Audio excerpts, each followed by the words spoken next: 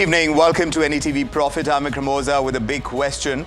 India's new labour codes, they promise more provident fund, faster gratuity, official work from home and stricter wage rules. So is this that long overdue win that employees were waiting for? Yes, this evening, we're diving into one of the most seismic reforms in India's labour landscape, which is, of course, the new labour codes. The big question on the table is, are we entering a truly employee-first era? Because make no mistake, these aren't small tweaks. They're a complete redesign of how employers pay, how employees work, and how jobs themselves are structured. First off, there's the 50% rule, which means under the new code, allowances, things like house rent or special allowances, all that can only make up half of your salary, which pushes up your basic pay, which is, of course, great for a long-term kind of benefit. But it also means more of your salary is going to go into provident fund and gratuity. And that would mean that it reduces what you actually take home. Your take-home goes down. Then there is gratuity eligibility. Previously, you needed the years of service to claim it. Now, under many of the conditions, just 1 year is going to suffice. That's huge for job hoppers or even younger professionals who are shifting roles and who do it more frequently. On top of that, the law now requires health checkups for workers who are above the age of 40. And that's a move that could force employers to really invest in their workforce's long-term well-being. And yes, there is a big one as well, the work from home. Now, work from home, WFH, like it's popularly known, it's getting finally recognized in law. So no more WFH just being a privilege. Now it's going to be this official arrangement. But what does it really mean for both sides of the table in terms of flexibility, in terms of cost, in terms of power as well? And it's not just about pay and remote work. The new codes mandate appointment letters, it clearly define wages, and even acknowledge commute accidents as workplace risks. So that's an effort to formalize the grey areas of India's vast informal and gig-heavy workforce. Of course, for employers, especially startups and delivery platforms and gig firms, these changes, they are not going to come cheap, and we've been getting reactions on this. Platforms like Swiggy and Zomato, they may now face higher labor costs because they need to comply with these new labor codes. Potentially, it may eat into tight margins that they already suffer from. So with stricter timelines for salary payments and full and final settlements as well, companies are likely to rethink how many actually roles they are going to offer as the permanent jobs and whether more people should be hired as contractors or gig workers, which is a radical rethink of the entire business model, as it were. So here's what we are really getting at this evening. Will employees gain more leverage thanks to better pay structure, faster gratuity, health security, and formal employment terms? Or are employers on their part, looking at the new labor codes, are they going to scale back? Are they going to reevaluate hiring? Are they going to push more people into gig or contract roles? And just in a bid to cope with the rising cost of compliance, that could happen too.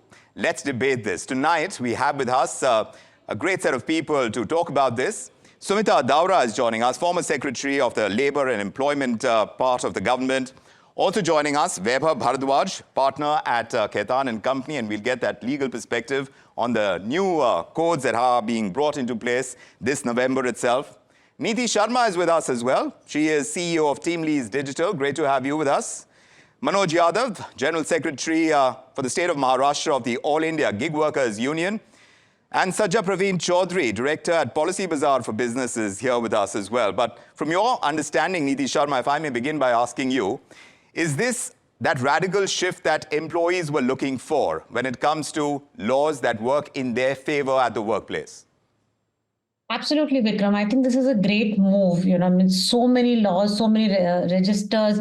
From an employer perspective, obviously, a lot of it is getting simplified. From an employer perspective, yes, the 50% wage floor is getting increased, which means gratuity amount will get increased, which means PF will get increased, leave encashment will get increased. Yes, in the short run, the take homes come down, but I guess employers will figure out a way to create their compensation structures to ensure that employees are not short run with this change. But yeah, so one is of course the formal employment. The other is with so much of changes happening, the informalization actually now moving to formal employment will also happen. A lot of gig workers, contractual workers, fixed term contract employees, all of them are coming under the ambit of the four labor codes.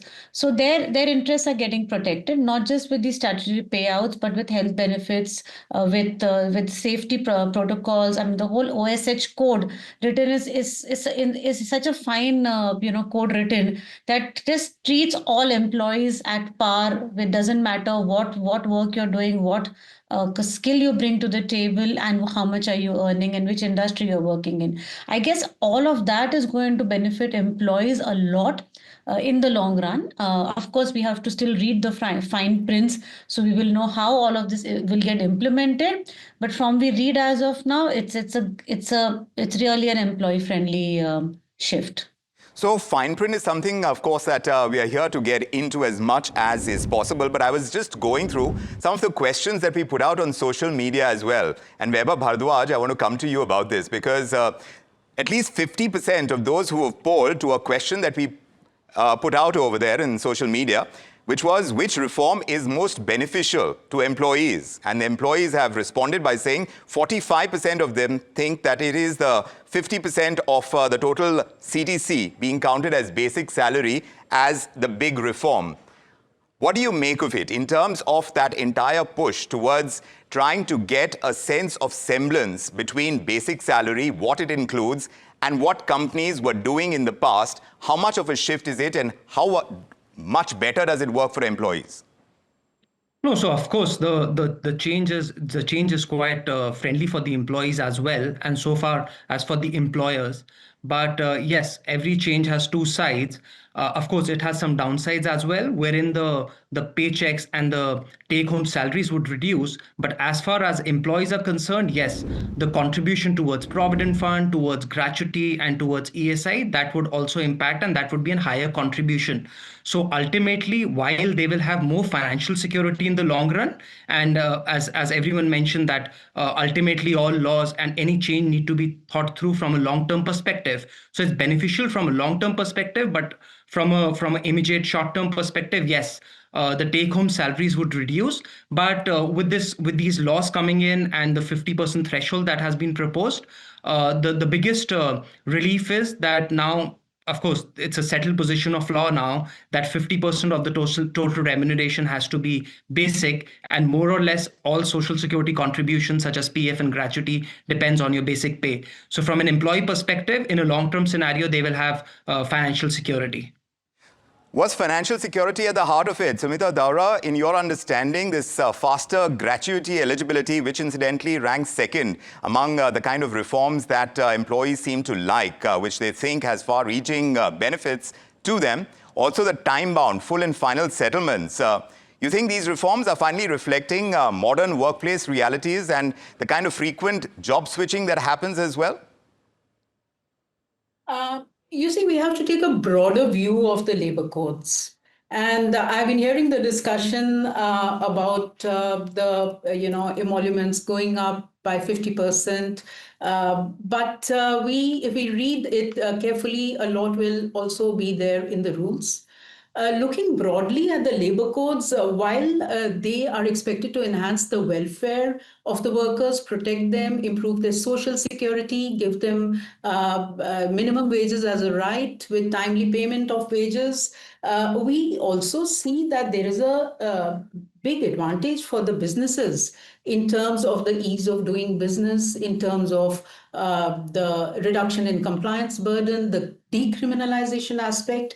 So both these together, the improvement in the welfare of the laborers, which will lead to better labor productivity, which is something the industry has also been talking about, and it will also create more jobs as industry scales up. So this has to be seen holistically, and it should be a game changer for the Indian economy. That's what I firmly believe.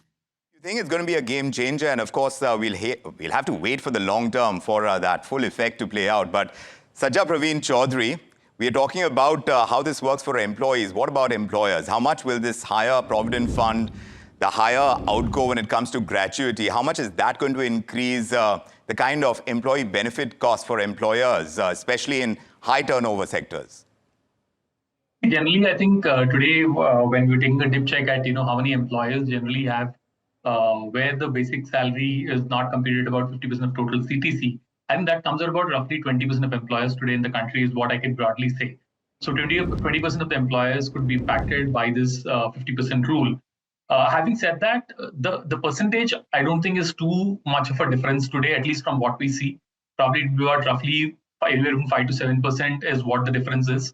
And the rest of the thing anyways is already there in the basic salary. So from a budget perspective, I don't think for corporates it's going to be a too high amount that they need to budget out. Having said that, obviously, yes, they need to rework on whatever they would have kind of done on actual valuation side for whether they're gratuity funds or other funds that they've put across. The one thing that seems interesting from a employee benefit side is definitely the health checkup part, which has been also bought into the code right now. Earlier, obviously, we've seen only the majorly IT, ITS, or some of the larger firms kind of adhering to this thing by default as such, kind of giving them an annual health checkup for employees and so on and so forth. But now with this coming into picture, I think that'll be interesting because, a lot of other organizations which don't provide this today, I think that's one good benefit that the employees are going to get clearly out of this. And that obviously will have a minor cost as we see. And what we also expect is that generally from a compliance perspective, employers making this part of their annual health insurance policy for employees, which is called the GMC or the group Mediclaim. Otherwise, if you leave it separate, tomorrow you don't know whether it's happening, not happening, and that might have its own compliance cost. That's an impact that we see on the overall thing. So when you talk about these health benefits, I want to take that question across to Manoj Yadav for gig workers, and especially when it comes to accidents, even those accidents that take place between home and getting to your workplace. All of that now seems to be covered under the new codes for gig workers, and that's a growing part of the Indian labor economy. How effective do you think the new codes are? Thank you. Thank you very much for inviting me for today this discussion. First, I strongly condemn the implementation of this notification on behalf of thousands of workers. Coming back to gig workers, I don't know how much survey you have conducted within gig workers. Today's situation of gig workers are very bad. They are nowhere. The situation what we have discussed about their covering the accident in between their home and the working place, it is a part of their exploitation. There are huge numbers of explanation I can give here where these workers are failing. The new labor code is giving the rights to cover their social security, which is already there. Any individual state government can exercise Constitution Article 41 and form within their economical jurisdiction and form the welfare fund for their unorganized sector. There is nothing new. What Rajasthan government has done, what recently Karnataka government has done, and Telangana has proceeded along with the other national also for the gig worker. The problem for the gig workers are recognition as a worker. Nobody are aware of what are the exact number. As per Niti Aayog, we all are aware of how it is increasing by 2030 up to what mark it will reach, but it is not the actual figure. Today, few people are joining the gig worker scheme and tomorrow they are leaving. Getting the retirement benefit, getting the pension benefit is a part of a society, but they are not getting recognized as a worker. So they are failing to get all the other facility under the labor law of India. So the new code is allowing them for access of some welfare facility, which is already there. As I have said, any state government can come out. But isn't that a recognition in itself, sir? You don't see it as a recognition? Yes. It is, isn't it? It's a move in the right direction. Recognition. You can check out. You can check out the Rajasthan government came with a welfare board. You can check out the Karnataka government come with a social security board for this gig worker.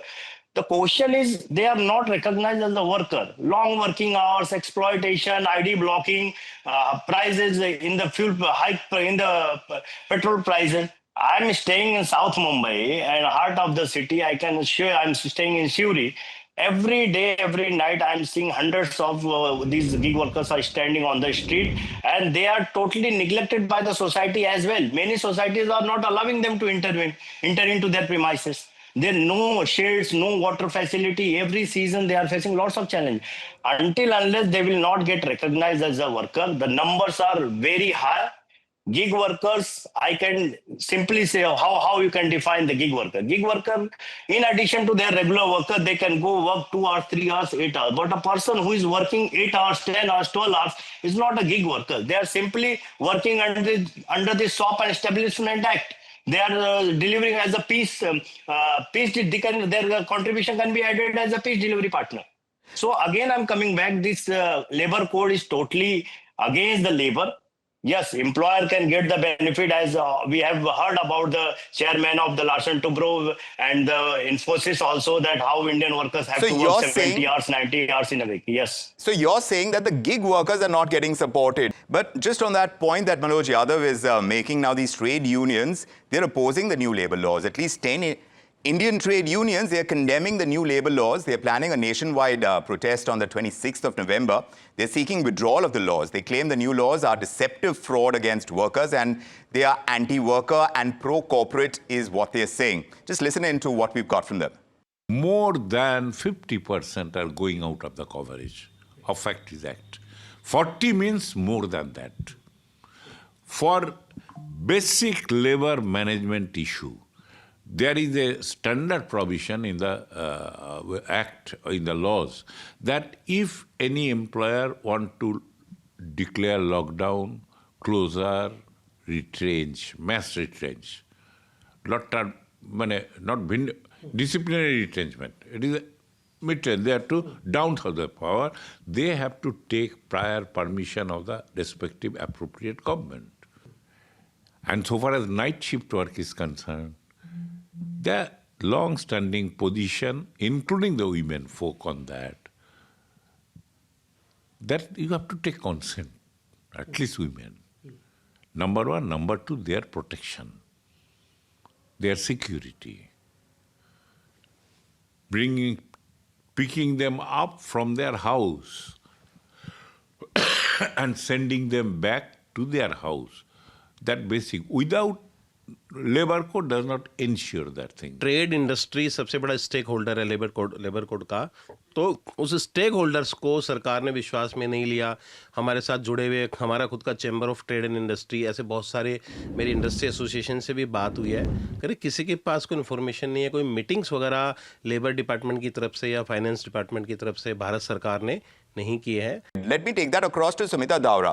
In terms of the approach that the government had in framing the laws, and we are talking about an economy, the gig economy, which is growing leaps and bounds right now. How much of a consideration was there being recognized as a legitimate part of the labor economy of the country? And how are we safeguarding their future is the question that Manoj Yadav has if we don't give them 100% recognition. You see, the nature of the gig and platform worker is different from the traditional employee-employer relationship, which we see in manufacturing or services or other sectors. And these are conversations which are happening in international fora as well. Whether you look at the G20 or you look at the ILO, India actually is the first country in the world to define the gig and platform worker. And the gig and platform economy works mostly in a flexible manner. So being a part of the gig economy or the platform economy, and I believe we are talking more about the platform workers right now, their welfare has very much been a part of the priority of the government and of the ministry. a lot of work has been done on a scheme for the gig and platform workers, healthcare, for example. And in the union budget earlier this year, it was announced that the platform workers will be given the benefit of the Jan Arogya Yojana.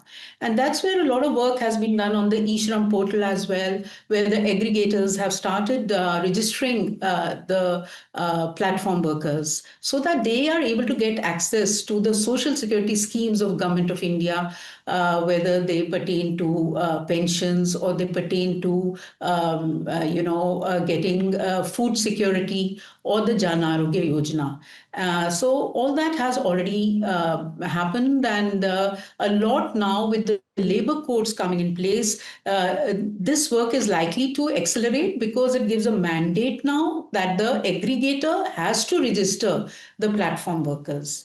And that's where access to Jan Arogya Yojana, other healthcare schemes, other pensionary or whatever benefits. I do not think that pensionary benefits will kick in, Yes. but there is a social security fund which will be able to bring in certain social security schemes which are suitable for the platform workers, apart from the Jan Arogya Yojana scheme, which has already been announced, and where Government of India will be taking care of the expenses. But Niti Sharma, now that we're talking about recognition, whether it's about platform workers or it's about the workers who are working from home, this kind of formal recognition is an important piece. I want to understand from you how it helps talent participation, especially when you're talking about women, especially when you're talking about small-time professionals. Are companies going to tighten flexibility over here, or you think this is going to stay in the law books and not really get implemented the way it should, so that you have that much more recognition for those parts of the labor economy that didn't get as much in the past? Sure. I would say this is a first step to recognize the gig or the platform workers, we are talking of platform workers who are really the drivers, the delivery executives, and so on and so forth. But there is another angle to the gig workforce, which is the white collar gig workforce. A lot of people wanting to work on project basis, part-time basis, need the flexibility. Women who may be wanting to come back into formal employment, but may not want to work or not able to work for the 8 to 9 hours or 10 hours a day, commute on a recurring basis. So I think all of this put together, if we are able to recognize and give that respect to the employees, we will be able to actually expand our talent pools beyond the limited set of employees or candidates that we keep hiring from one company to the other organization.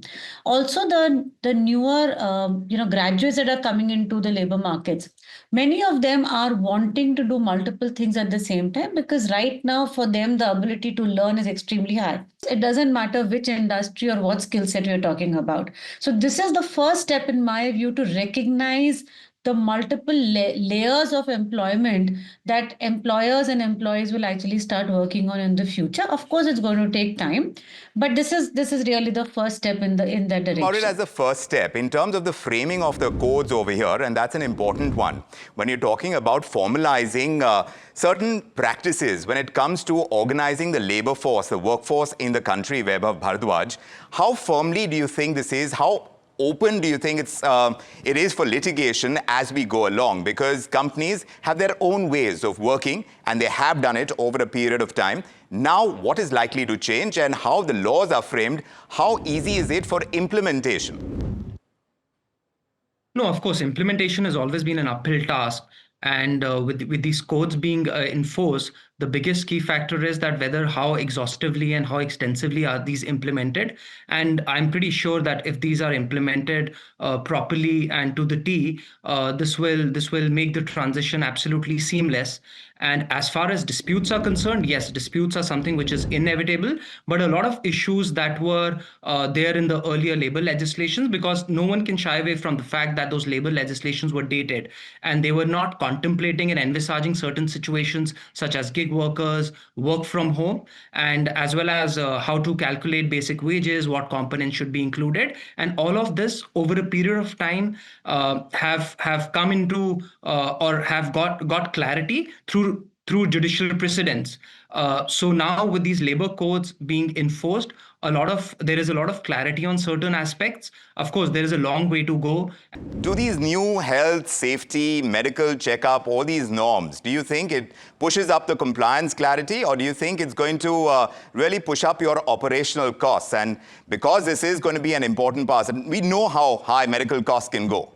There's only a small segment or a certain segment of population of the companies which were kind of giving it to employees earlier, voluntarily from their end, whether, as I said, ITs or some larger ones. But if you look at any other organization, which is whether it's a medium-sized organization or a larger set of manufacturing organization, these kind of benefits were not earlier mandatorily provided as part of the employee benefits, I would say. What was there earlier was only the health insurance part and not a mandatory annual health checkup.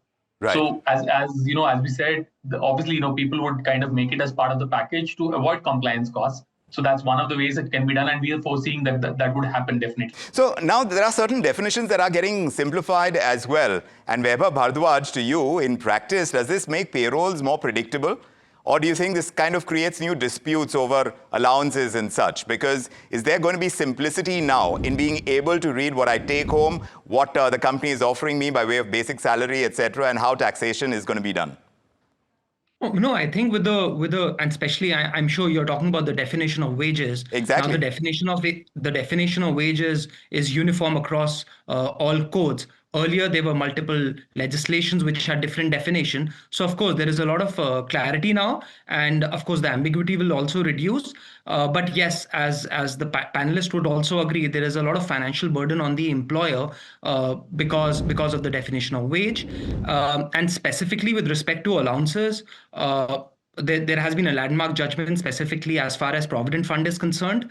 So now the courts have also recognized those judgments and those judicial precedents which have been in place for quite some time, wherein it was quite evident and it was quite clear that allowances which are universally payable to everyone, that has to be included as part of wages while calculating Provident Fund. But now the next step is, now this will extend to all payouts, all social security contributions. And of course, there is also a cap to it, which is 50%.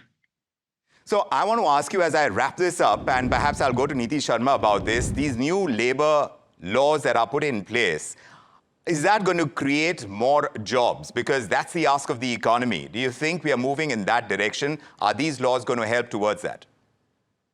Eventually, yes, but in the short run, it will formalize a lot of informal jobs. It will bring in a lot more employees into formal employment, giving them the right statutory payouts, the health benefits, the social security benefits.